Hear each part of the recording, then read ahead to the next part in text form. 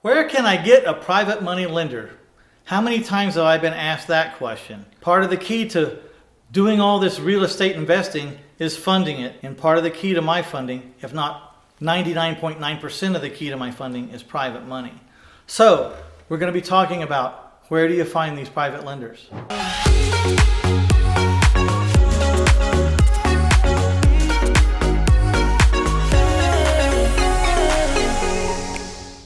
In this video, I want to talk to you about how to get people to raise their hand as a potential private money lender. A lot of this has to do with your elevator pitch, what an elevator pitch is, how to use it, when to use it, and how to follow up on it. So we're going to talk a lot about elevator pitches here. You know, I've raised over $26 million out on the streets right now today. I don't know how many millions in my career, probably 50, 80, 100 million, I don't know. But right now I owe $26 million to private lenders. I'm an expert in finding private lenders and recognizing when someone may be a potential private lender. It's not something that comes second nature, but it can become second nature. And I learned how to have that radar running all the time. One of the first things that was very helpful was I put together an elevator pitch. So what is an elevator pitch? It's some intriguing short statement, couple of sentences, maybe a small paragraph that you can recite at will, anytime, every time. And it will cause a person to either engage or back off of the topic.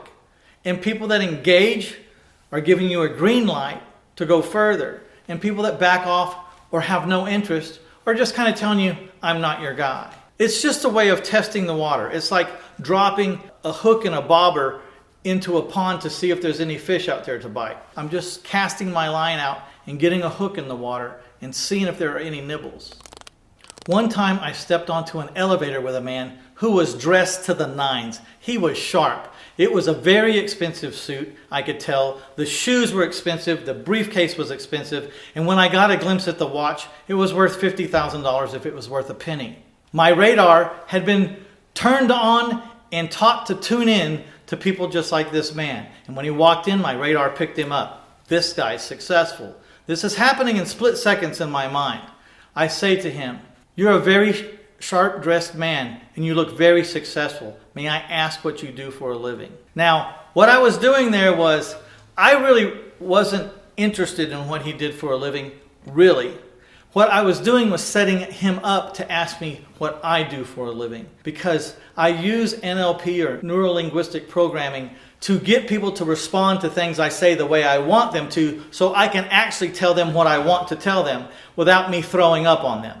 You know, I want them to ask me what I do for a living. How do I do that? I ask them what they do for a living, and then I have a very patented reply, and then I get them to ask me how. So the man said he was an attorney. And I said, what kind of an attorney? And he told me what kind of attorney he was. And then I said, you know, I may need your services in the future. Do you have a card?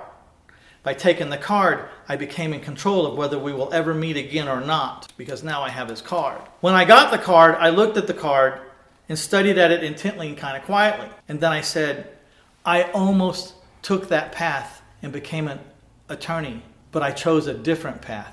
And then I held my breath and I continued to stare right into his face. He had no other choice but to ask me, what path did you take? And then I said my elevator pitch. I help average people achieve above average rates of return on their idle money, and I do it by giving very valuable Texas real estate as collateral. Then I waited for his reaction. He said, you're a real estate investor.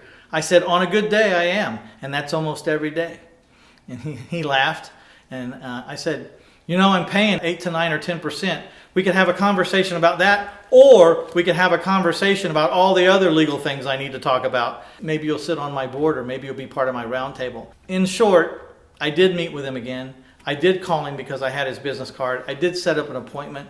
I didn't go there to talk about what I wanted. I went there to talk about what he was good at, and if I could fit him into my business and him be a real vendor of mine, someone I wrote checks to for a real reason. And then we finally got to the point, would you like to consider what I have to offer as investments and the rate of returns that I offer? And of course he said yes, and by the end of the conversation, he was one of my private lenders and has been one of my private lenders for over 15 years. It all started because my radar was turned on. I had a plan to get him to ask me what I do so that I could give my elevator pitch so that maybe the conversation would go forward from there. And these are the kind of things that help you develop this big, deep, valuable resource of private money. And it's usually what's stopping you is right here, right between your ears. And if we can overcome that, we can get you a lot of private money. There is a world of people to call on. You could call on attorneys from here to kingdom come. You could call on one every single day. Talking to attorneys is probably the easiest way to find private lenders. They're easy to get appointments with. Hi, my name's Mitch Stephen. I'm in the real estate business up to my eyeballs. I'm looking for certain types of attorneys. I understand that you're a good attorney.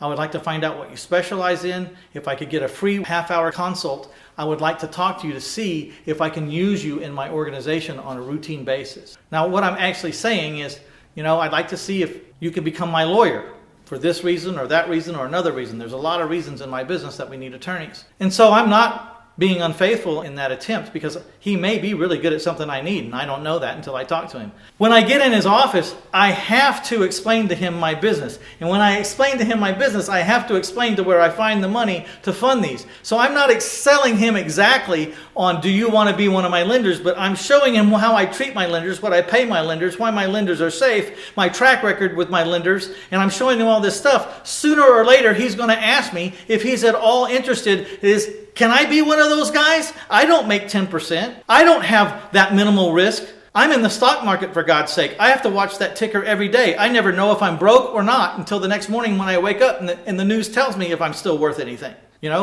I don't want to live like anymore. Can I just make a straight flat 10% with you, Mitch? If they're interested, they'll ask you. But I need to get in a position in front of these attorneys to tell them what I do so they can tell me where they plug in. But along the way, I expose my tremendous asset and my tremendous value as a borrower. And so, if you open up the phone book or do some searches for attorneys, there's enough attorneys to call on 3 a day for the rest of your life, 7 days a week. So just that one segment alone and that one tactic alone is enough to get your 50 no's. Did you hear the 50 no challenge? Oh, you didn't hear that segment, did you? Look around for it. You'll find it.